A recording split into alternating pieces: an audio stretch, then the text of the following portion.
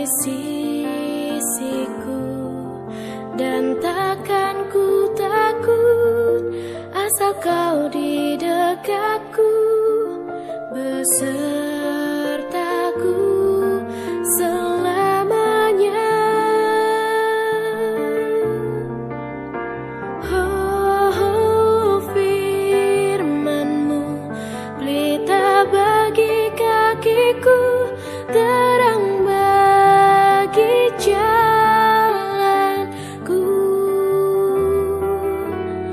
Firman-Mu pelita bagi kakiku, terang bagi jalanku,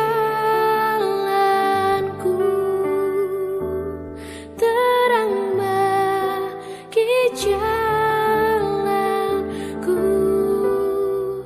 terang bagi. Shalom, selamat pagi Ibu Bapak, Saudara-saudara yang diberkati Tuhan Yesus. Salam sejahtera bagi kita semua. Kita akan masuk dalam renungan di pagi yang indah ini. Untuk itu sebelumnya kita satukan hati, kita minta pertolongan tangan Tuhan, kita berdoa. Bapa Kudus, Bapa Surgawi, Bapa yang kami puji, kami kenal di dalam nama Tuhan Yesus. Kami akan masuk, kami akan merenungkan firman Tuhan. Untuk itu Tuhan Yesus buka hati kami, buka pikiran kami, agar kami mengerti apa yang kau rancangkan, kau rencanakan untuk kami lakukan melalui firman Tuhan di pagi yang indah ini.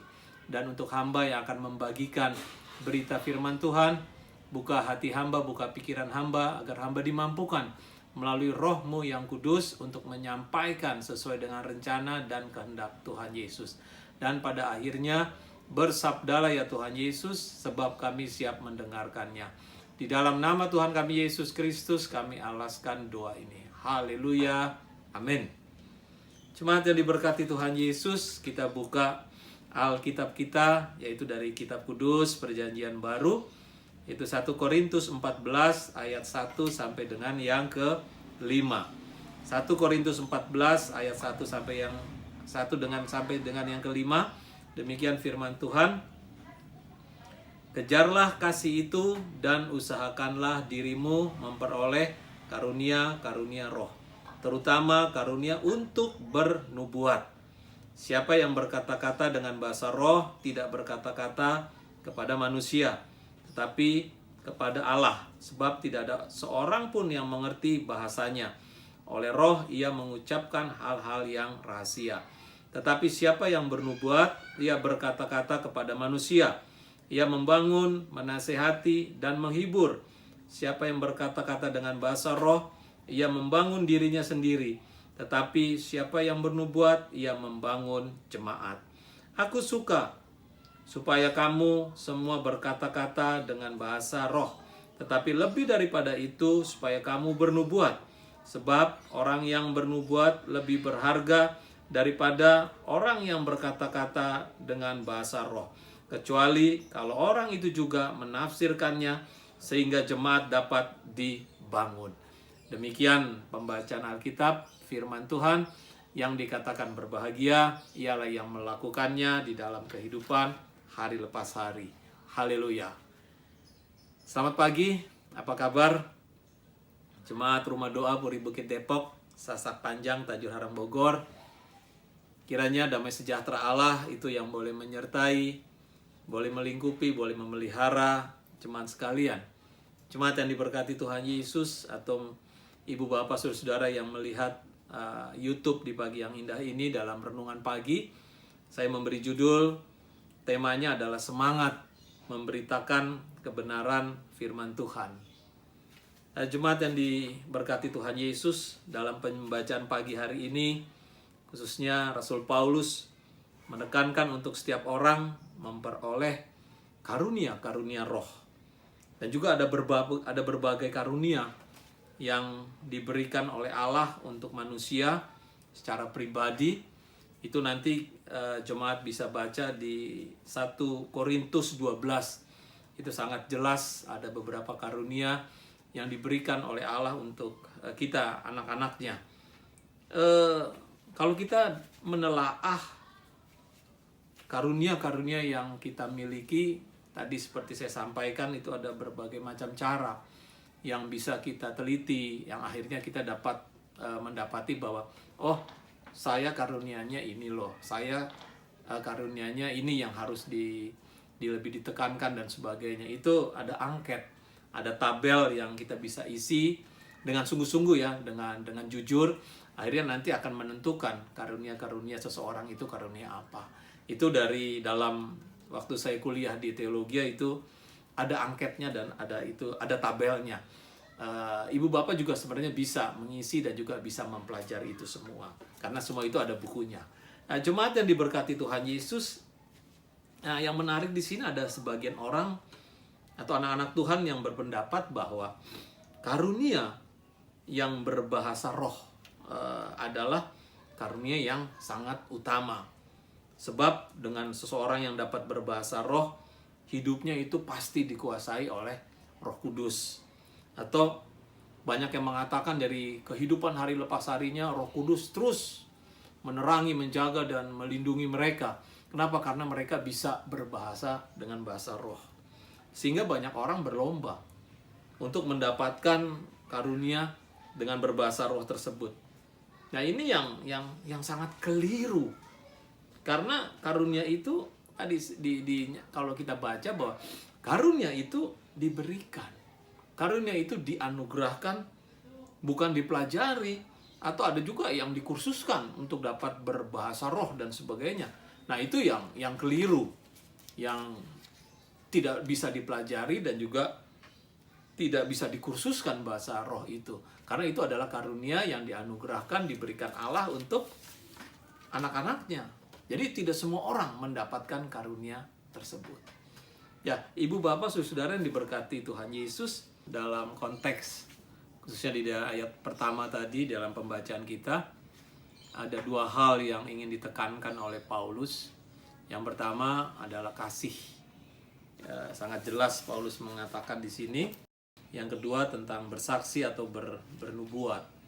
Di 1 Korintus 14 ayat pertama dikatakan, kejarlah kasih itu dan usahakanlah dirimu memperoleh karunia-karunia roh, terutama karunia untuk bernubuat. Jadi dua hal yang ditekankan oleh Paulus, kasih dan bernubuat atau bersaksi. Tetapi sentral yang saya akan bagikan di sini adalah tentang bersaksi atau bernubuat. Tapi tidak ada salahnya kalau saya menjelaskan secara singkat tentang kasih, karena Paulus juga sudah mengangkat di sini. Ya, mungkin kita sering mendengar kata kasih, tetapi apa sih yang diartikan dengan kasih? Mungkin agak sulit untuk mengartikan secara gamblang di dalam kehidupan kita. Jadi saya akan membantu bagi jemaat untuk mendeskripsikan agar lebih jelas dari apa sih itu kasih. Jadi tidak mendefinisikan, tapi saya mendeskripsikan. Yang pertama, kasih adalah perintah.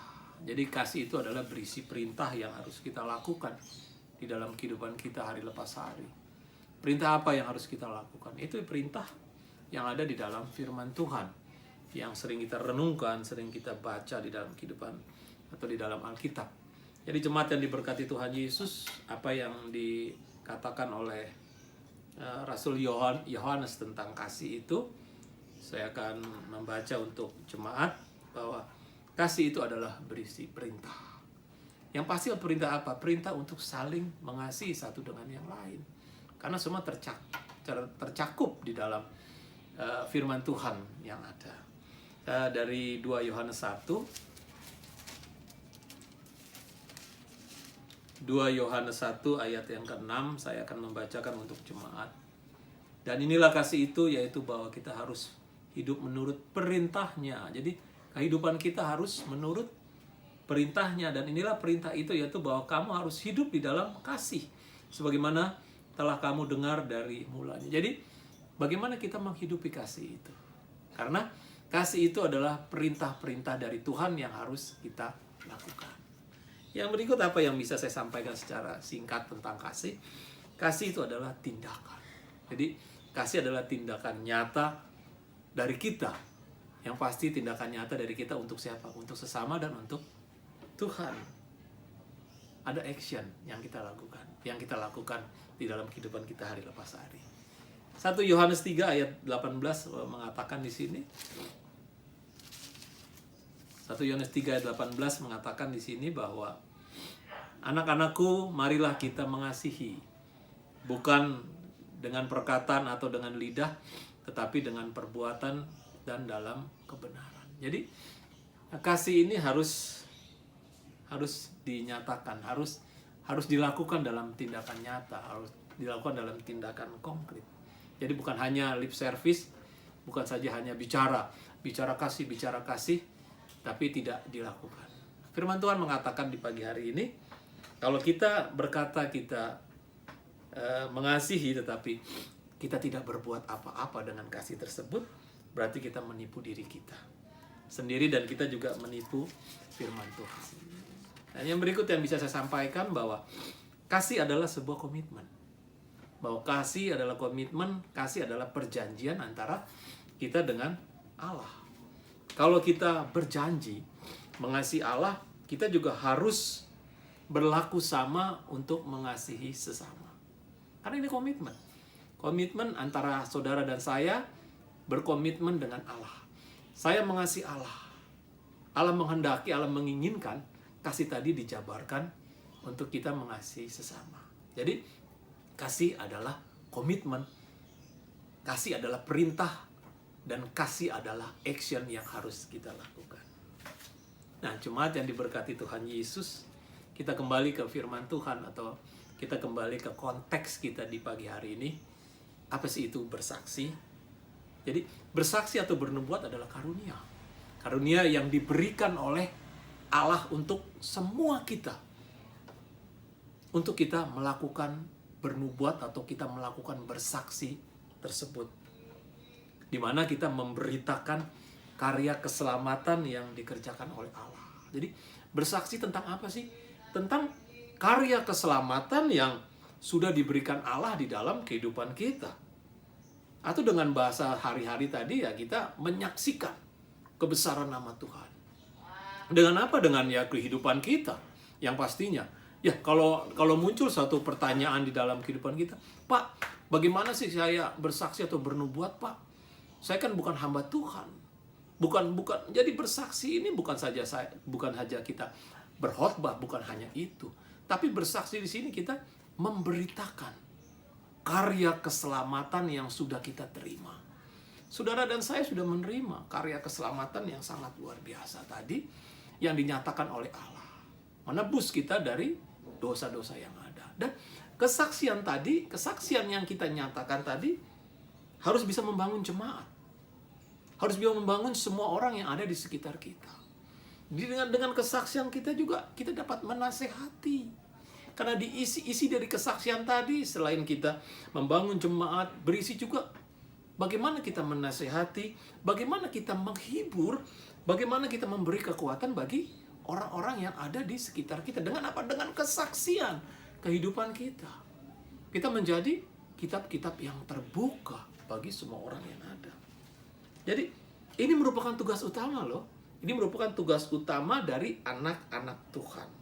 Dan itu yang menjadi amanat agung.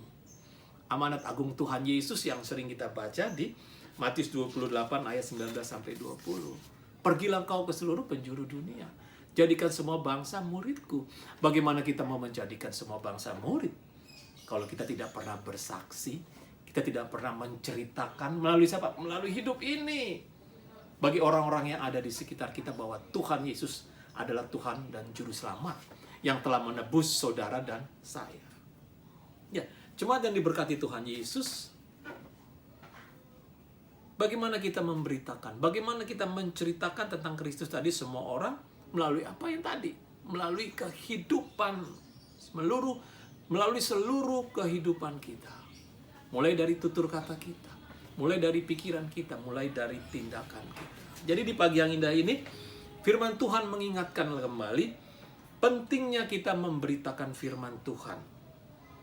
Menggunakan seluruh kehidupan, keberadaan saudara dan saya. Kalau kita coba merenung, apakah kita sudah menjadi pemberita-pemberita firman Tuhan yang baik?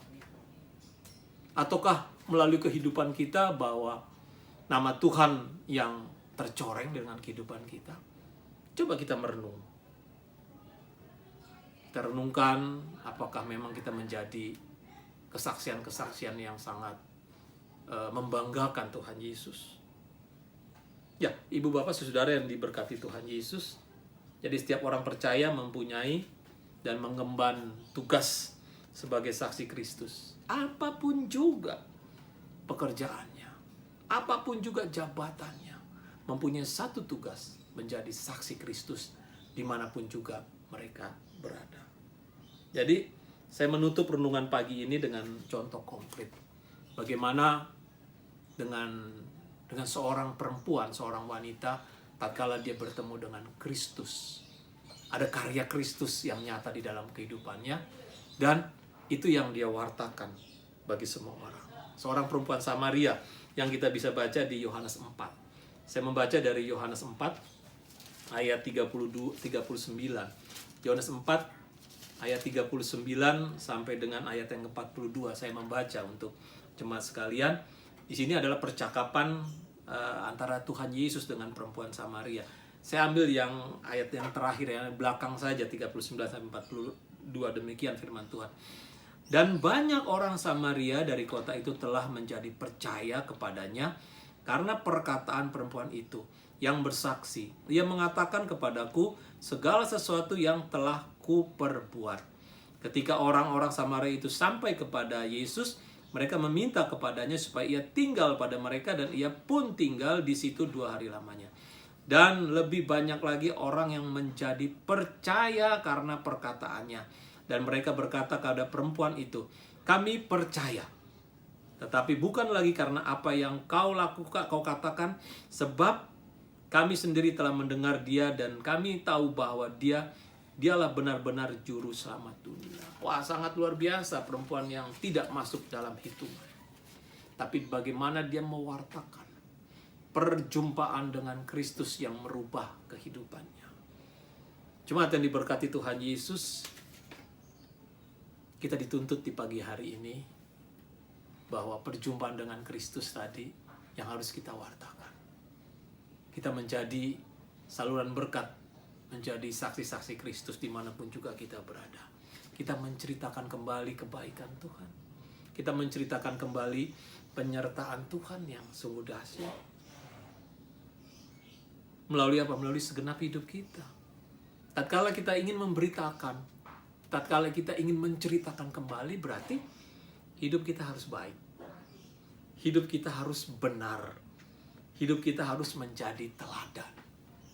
Itu yang dituntut di pagi yang indah ini. Jadi, untuk menceritakan, untuk bersaksi, agar nama Tuhan dipuji, ditinggikan, jangan sampai orang meremehkan apa yang kita lakukan. Hidup kita harus baik.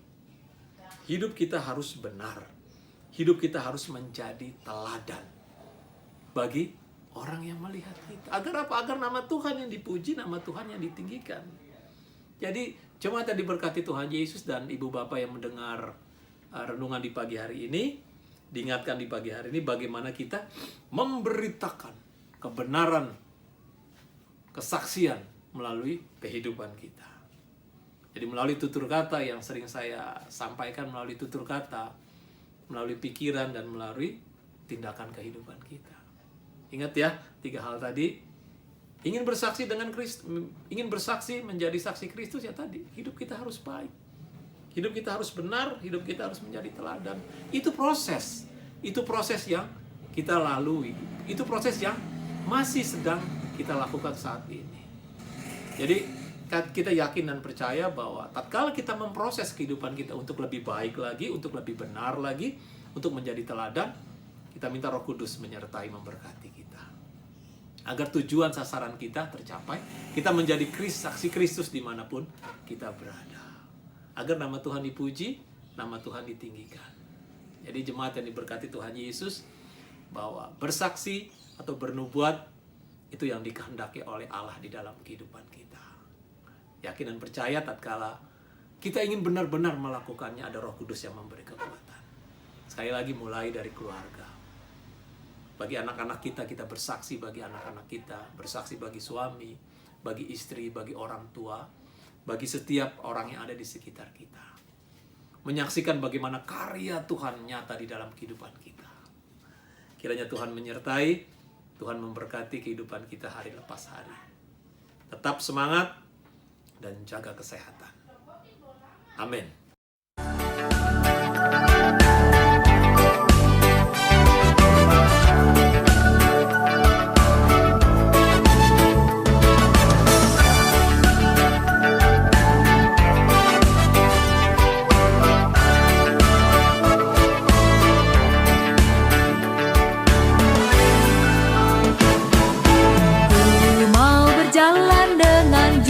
Selamatku di lembah berbunga dan berair sejuk, ya kemana juga aku mau mengikutnya, sampai aku tiba di negeri baka. Ikut Tuhan Yesus, ku tetap mendengar dan mengikutnya.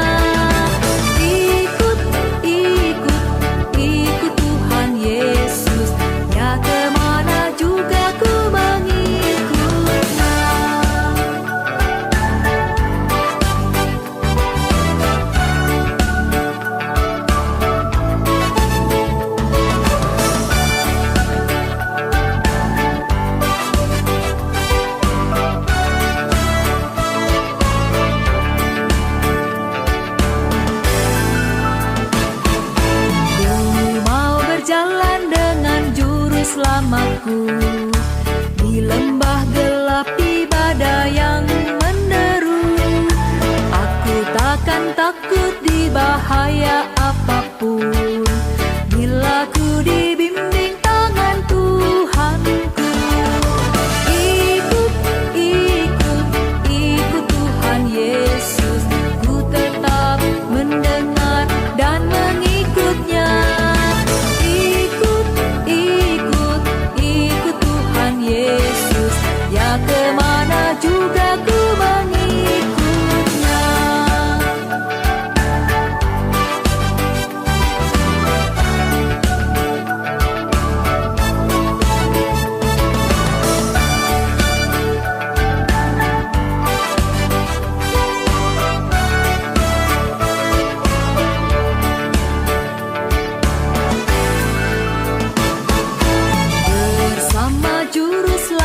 Hatiku teguh di lembah dan bukit yang perlu ku tempuh.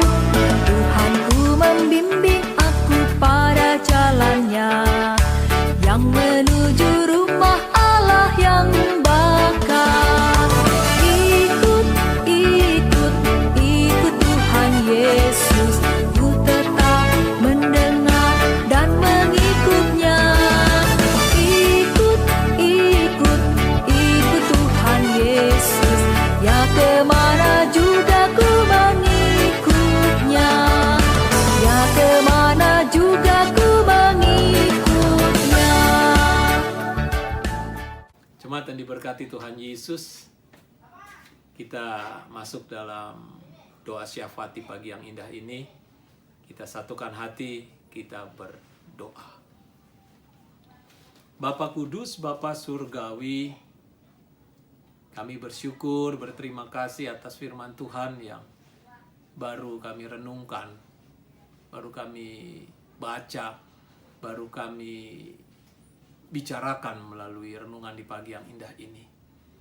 Kiranya jadikan kami menjadi saksi Kristus dimanapun juga kami berada. Melalui kehidupan kami, melalui tutur kata kami, melalui pikiran, melalui tindakan kami. Yang intinya agar nama Tuhan dipuji, nama Tuhan ditinggikan. Karya keselamatan nyata di dalam kehidupan kami. Dan itu yang kami saksikan untuk orang-orang yang ada di sekitar kami. Bahwa Yesus begitu baik, memperhatikan, menjaga, melindungi, memelihara kehidupan kami semua. Terima kasih Tuhan Yesus. Sebagai pelayan Tuhan, hamba membawa seluruh jemaat yang ada. Jemaat di Rumah Doa Puri Bukit Depok, Sasak Panjang, Tanjung Halang Bogor. Tuhan Yesus boleh menyertai, Tuhan Yesus boleh memberkati pribadi lepas pribadi, keluarga lepas keluarga. Dalam usaha mereka, dalam pekerjaan mereka, dalam kegiatan mereka hari lepas hari. Kiranya tangan Tuhan boleh menjaga, menyertai dan memberkati jemaat sekalian. Ada juga yang bergumul Tuhan Yesus. Mereka bergumul karena ekonomi, karena keuangan, bergumul karena pekerjaan, karena usaha yang mandek. Atau mereka bergumul karena bersama dengan keluarga. Mereka bergumul bersama dengan anak-anak, suami, istri. Dan kami menyerahkan pergumulan kehidupan mereka hanya ke dalam tangan pengasihan-Mu. Kiranya Tuhan Yesus buka jalan, beri semangat bagi jemaat yang ada dalam menjalani kehidupan ini. Atau Tuhan Yesus, kami masih bergumul saat ini dengan kesehatan kami. Kami masih bergelut untuk pemulihan. Dan tapi kami yakin dan percaya bahwa bilur-bilur tangan Tuhan, bilur-bilur darah Kristus menyembuhkan, memulihkan, memberi kekuatan, melegakan kami, dan pasti menyehatkan, menyembuhkan sakit penyakit yang kami alami saat ini. Terima kasih Tuhan Yesus, bahkan makanan, minuman, Tuhan Yesus berkati, Tuhan Yesus pakai menjadi sarana pemulihan, sarana kesembuhan yang terbaik. Kami juga menyerahkan ucapan-ucapan syukur keluarga, khususnya ucapan syukur keluarga hari ulang tahun jemaat yang boleh berjalan 1 minggu yang sudah kami lalui. Kiranya Tuhan Yesus menyertai, memberkati ucapan syukur mereka. Bahkan hari ulang tahun perkawinan, Tuhan Yesus juga boleh menyertai dan memberkati. Kami juga bersyukur bersama dengan anak-anak kami, Tuhan Yesus memberkati anak-anak kami dalam aktivitas mereka di sekolah secara online, memberi kekuatan, kemampuan, kecerdasan, kepintaran. Terima kasih Tuhan Yesus. Kami juga berdoa bagi bangsa dan negara kami Indonesia tercinta, Bapak Presiden dengan seluruh staf menteri yang ada, khususnya dalam program-program yang mereka jalankan saat ini. Vaksinasi secara menyeluruh di negeri kami ini, Tuhan Yesus. Kiranya dengan vaksinasi ini dapat menghentikan pandemi yang sedang terjadi saat ini. Berkati vaksinasi COVID-19 yang sedang dilakukan oleh pemerintah yang ada di Indonesia ini. Terima kasih Tuhan Yesus. Tak lupa juga kami berdoa bagi para dokter, juru rawat rumah sakit, orang yang masih merawat penderita COVID-19, bahkan pasien-pasien yang ada.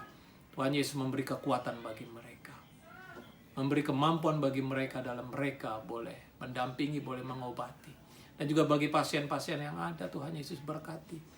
Tuhan Yesus menyembuhkan, Tuhan Yesus memulihkan kesehatan mereka. Terima kasih Tuhan Yesus, secara menyeluruh kami menyerahkan Gereja Kemah Injil Indonesia, baik yang ada di Jabodetabek atau yang ada di pelosok-pelosok negeri ini. Kiranya Tuhan Yesus menyertai dan memberkati seluruh Gereja Kemah Injil Indonesia. Kami berdoa juga bagi warga kami di Puri Bukit Depok yang terkena virus COVID-19.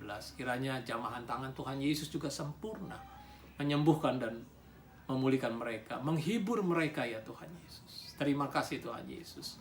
Kami bersyukur, berterima kasih atas persembahan yang sudah kami berikan. Kiranya Tuhan Yesus berkati persembahan ini agar dapat dipakai untuk pelayanan bagi jemaat di Rumah Doa Puri Bukit Depok. Terima kasih Tuhan Yesus. Dan pada akhirnya sebagai pelayan Tuhan, hamba mengundang jemaat untuk berdiri. Arahkanlah hatimu, arahkanlah pikiranmu kepada Tuhan. Kita akan menerima berkat dari Tuhan. Kasih karunia dari Allah Bapa, kasih karunia dari Tuhan Yesus Kristus, persekutuan yang indah, persekutuan yang manis dengan Roh-Nya yang kudus, akan menyertai, akan melingkupi, akan memelihara, menjaga jemaat sekalian dari sekarang sampai selama-lamanya, sampai Tuhan Yesus datang kedua kalinya. Haleluya. Amin. Selamat hari Minggu. Tuhan Yesus memberkati. Shalom.